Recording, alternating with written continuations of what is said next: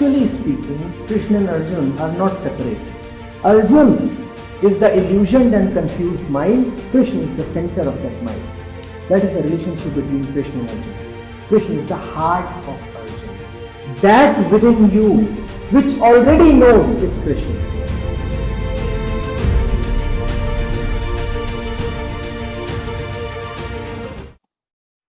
Good afternoon to one and all present here.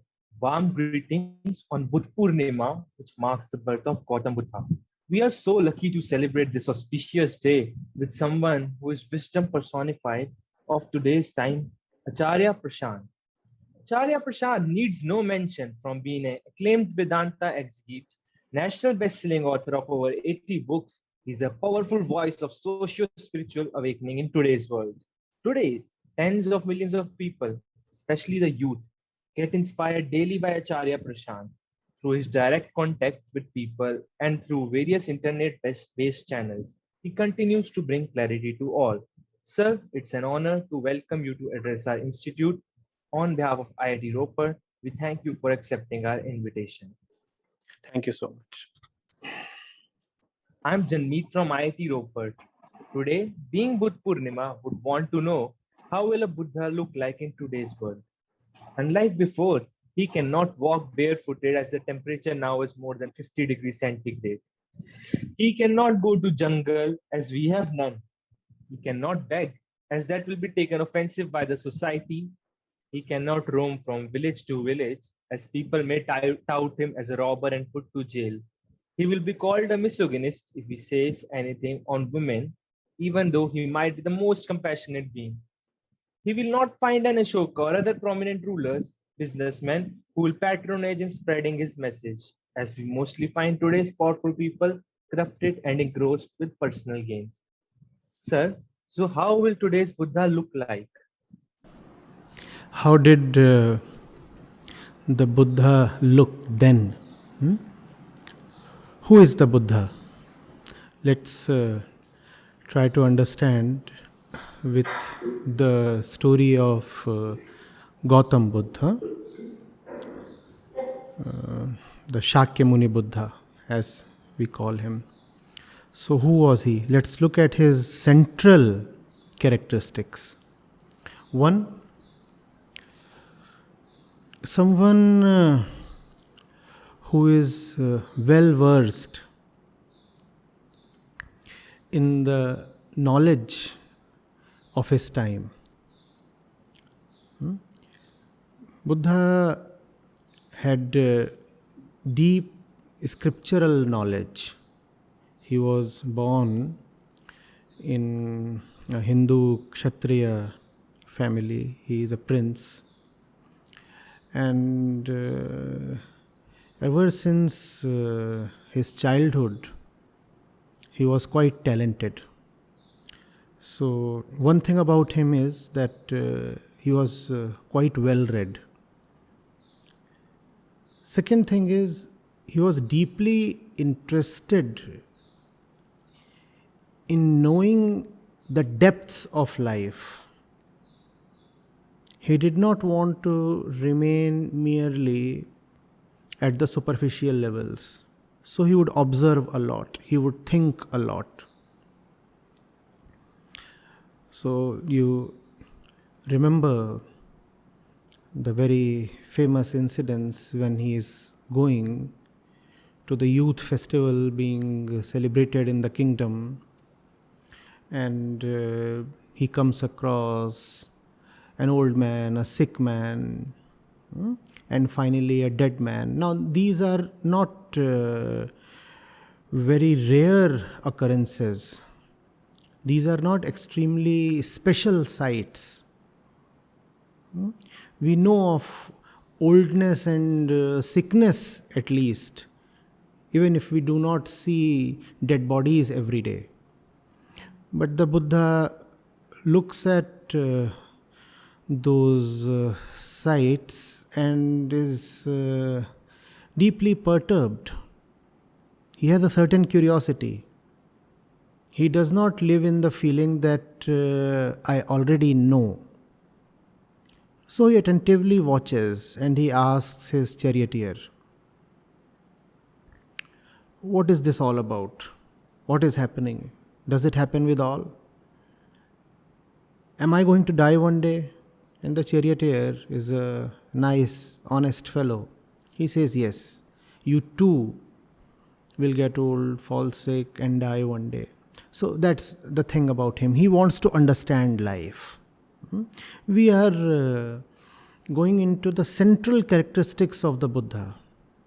Even today's Buddha would have these characteristics. Next is compassion. So again, that old fable is enough to tell of this. So Buddha is having his morning walk, and some hunter shoots an arrow at a pigeon, and the pigeon gets hurt and falls at the Buddha's feet.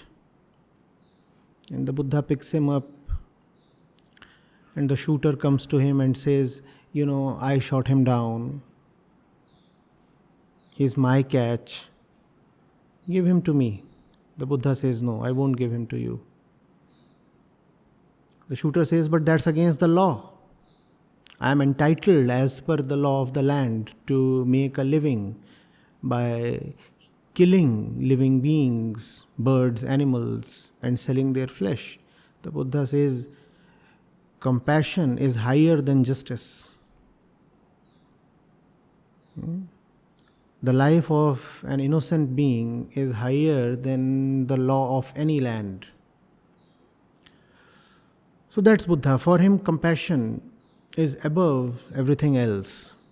First characteristic was that he was quite well read, so that's about knowledge. Second was about curiosity and perceptiveness, attentiveness. Now this third characteristic is compassion. Then you come to the fourth characteristic. The fourth characteristic is Buddha was all set to be the king. He was already the crown prince. So power, pelf, money, they all awaited him. Equally, he had a beautiful wife and a baby as well. So, charm of the other gender, as well as familial attractions, attachments, bondages, they were all there for him. But he refused all of them. So that's the next characteristic. He won't be someone who would fall for money or beauty of the usual mortal kind, or attachments. He would be someone who would, without much thought, without much inner strife, put knowledge and realization above attachment and pleasure. So he was able to quit the pleasurable and welcoming life that lie in store for him. And he just left his palace one silent night in pursuit of the real meaning of existence. So that's the next characteristic. He would be a detached person. You could equally say he would be in deep love with realization. And he would not be someone who can be bought off. Money and charm, attachment and sex and tradition, these would have very little impact on him. And then he goes to the jungle, and for more than a decade he wanders there. He moves from place to place, person to person, teacher to teacher, trying to know, understand, and he questions them and he learns from them. But he is never satiated. So he keeps moving on. He goes to the next person, and that's the next characteristic. He would have a deep, unending desire to reach to the ultimate knowledge. He would not just lazily conclude and stop at any one point. He would have a complete inner honesty. He would not say, now I have certain conclusions, certain beliefs, and therefore I can stop. Why pressurize oneself more? Why exert so much? Why take more pains? No, he would continue his journey till he is honestly convinced that he has reached the end. Then the next characteristic. Once he knows, he decides to share. He does not merely keep the knowledge to himself. He does not say, oh, now I am personally enlightened and that's all. That's what I set out for. No, that's not his objective.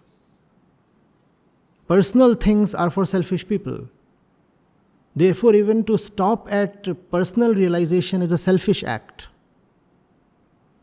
Now, he starts meeting people. He travels from place to place. He was traveling earlier as well, but he was traveling mostly to hermits and ascetics within the jungle.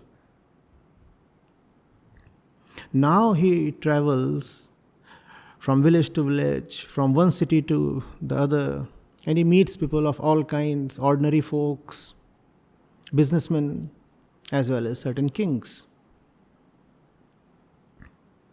And he preaches his Dhamma.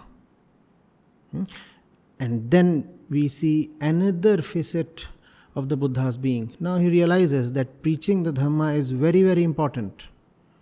Because in the Vedic religion of his time, we are talking of the 5th and 6th century BC, a lot of misinterpretations and impurities had crept in.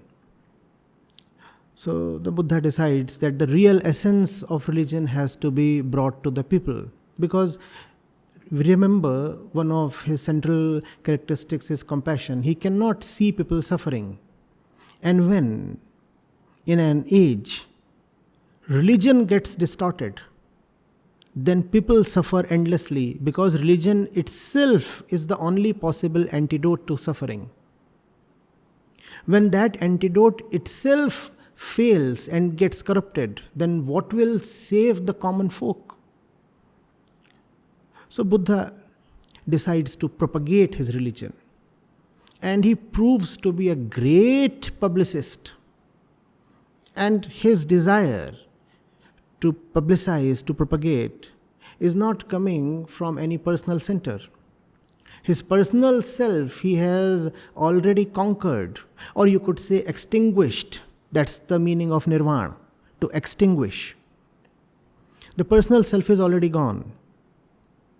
But he moves from this place to that place and raises an entire organization. The Buddha Sangha was a marvel of its own kind. Not that he wanted to have some kind of entrepreneurial zeal or act. It's just that it was needed. It was an organization raised not out of the need to expand your personal self and ambition, but an organization that was the imperative of its time. You needed that so that the people could be saved. So that's the next characteristic. He would be a very practical man. When he needed to quit the kingdom and go to the jungle, he did that. And when he needed to raise an organization, he was equally deft at that. So much so that he left Buddhism at a place where it was poised to become the dominant religion of the land. So these are the characteristics, the core characteristics of the Buddha. Obviously, today's Buddha, as you said, would not walk barefooted. And he would not need to probably walk. We have better technologies to carry us from one place to the other now.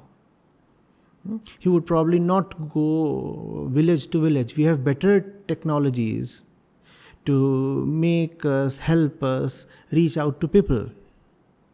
But the core traits will remain the same. And we have been able to enlist some 7, 8, or probably 10 core traits.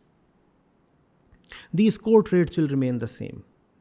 A very, very sharp and curious mind, deep compassion, detachment, not attracted, allured by money, power, family, a deep desire to cleanse religion, and then paying the price for a long time in the jungle, displaying a lot of patience, and after that emerging into public life, social life again, and raising a great organization that was able to meet the compassionate objectives. So today again you will find these traits in the Buddha. And you need not have only one Buddha. The fact is, today we need hundreds of Buddhas. These are not traits that should remain the privilege of a select few. The traits we talked of are needed to be displayed by hundreds of people, hundreds of youngsters, like you people. Remember, the Buddha was in his 20s when he was thinking, when he was meditating, when he was analyzing, when he was wondering, and when he was partaking in the suffering of entire mankind. When he was wondering, why does pure religion become so corrupted? And when he had the guts to take up a humongous challenge, he said, I will cleanse religion. Religion has become so polluted, so corrupted, so misinterpreted. I will bring out the real essence of religion. And all this in his 20s. 20s when most people are just prisoners and slaves of their bodily instincts and their inner illusions. That's when he decided to act. And then he remains silent and invisible and dormant for more than a decade. And then he explodes. Then he's all over the place. The northern plains are all reverberating with his message, Buddham Sharanam Gacchami.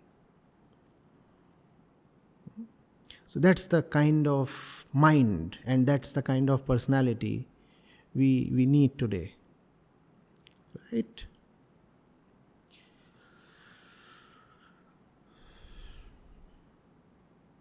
Thank you for answering my questions, sir. Well understood.